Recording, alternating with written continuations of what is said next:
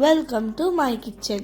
இன்னைக்கு நம்ம பார்க்க போகிறது ஒரு சூப்பரான சாஃப்டான ஸ்பாஞ்ச் கேக். இதுக்கு தேவையான இன்க்ரீடியன்ஸை நான் டிஸ்கிரிப்ஷன் பாக்ஸில் கொடுத்துருக்கேன். நம்ம இன்க்ரீடியன்ஸ்லாம் எடுக்கிறதுக்கு முன்னாடி அவனை நம்ம ப்ரீஹீட் பண்ணணும். அவனை 170 டிகிரி செல்சியஸில் 30 மினிட்ஸ்க்கு ப்ரீஹீட் பண்ணுங்கள். ஃபஸ்ட்டு நம்ம 6 முட்டையை எடுத்துக்கிட்டு வெள்ளைக்கருவையும் மஞ்சக்கருவையும் தனித்தனியாக எடுத்து வச்சுக்கலாம். இப்போது நம்ம தனியாக பிரித்து வச்சுருக்க வெள்ளைக்கருவை நல்லா பீட் பண்ணிக்கலாம். நான் இன்றைக்கி எலக்ட்ரிக் பீட்டர் வச்சு பீட் பண்ணியிருக்கேன். நீங்கள் இதை விஸ்க் வச்சு கூட பண்ணலாம், ஆனால் ½ அன் ஹவர் மேலே ஆகும். இந்த எக் ஒயிட்ஸை நம்ம ஸ்டிஃப் பீக் வர வரைக்கும் பீட் பண்ணிக்கலாம்.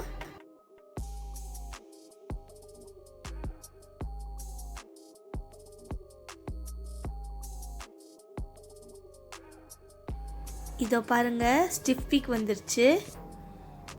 இப்போது நம்ம தனியாக பிரித்து வச்சுருக்க மஞ்சக்கருவை எடுத்துக்கோங்க. இப்போது 1 கப் பவுடர் சுகரை கொஞ்சம் கொஞ்சமாக மஞ்சக்கருவில் சேர்த்து நல்லா பீட் பண்ணிக்கலாம்.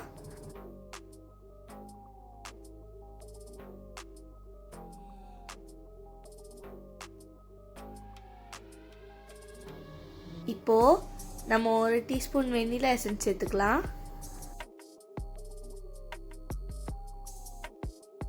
இதை மிக்ஸ் பண்ணி வச்சுக்கலாம்.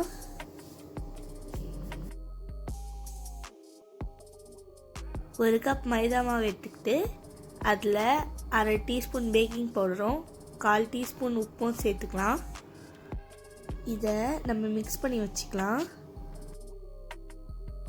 இப்போது நம்ம மிக்ஸ் பண்ணி வச்சுருக்க மைதாவை நம்ம பீட் பண்ணி வச்சுருக்க வெள்ளைக்கருவில் கொஞ்சம் கொஞ்சமாக சேர்த்து நல்லா பொறுமையாக கிண்டி விட்டுக்கலாம்.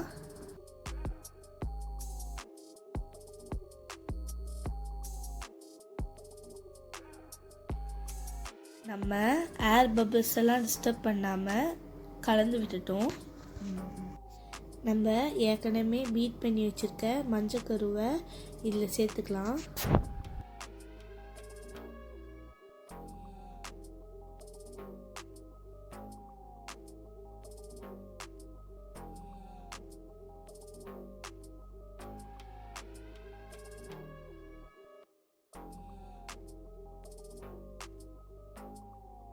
இப்போது கேக் பேட்டர் தயாராகிடுச்சு. நம்ம இப்போது பட்டர் இல்லாட்டி கீ வச்சு கேக் டின்னை நல்லா க்ரீஸ் பண்ணிக்கலாம். இப்போது நம்ம பட்டர் பேப்பர் எடுத்து கேக் டின் அளவுக்கு கட் பண்ணிக்கலாம்.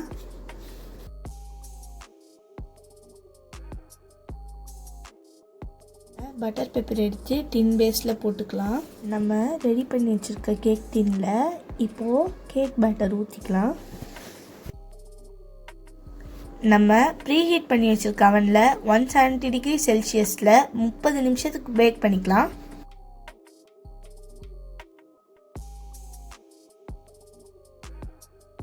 இப்போது நம்ம ஸ்பாஞ்ச் கேக் ரெடி ஆயிடுச்சு.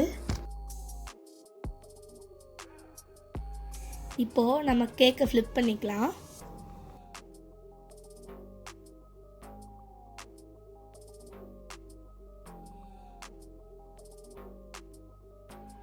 இப்போது நம்ம பட்டர் பேப்பரை ரிமூவ் பண்ணிக்கலாம். இப்போ பாருங்கள் கேக் எவ்வளோ சாஃப்டாக வந்திருக்குன்ட்டு. இதுக்கு மேலே நம்ம என்ன ஐசிங் வேணாலும் போட்டுக்கலாம். இது மேலே நம்ம butter cream icing, whipped cream icing எது வேணாலும் போட்டுக்கலாம்.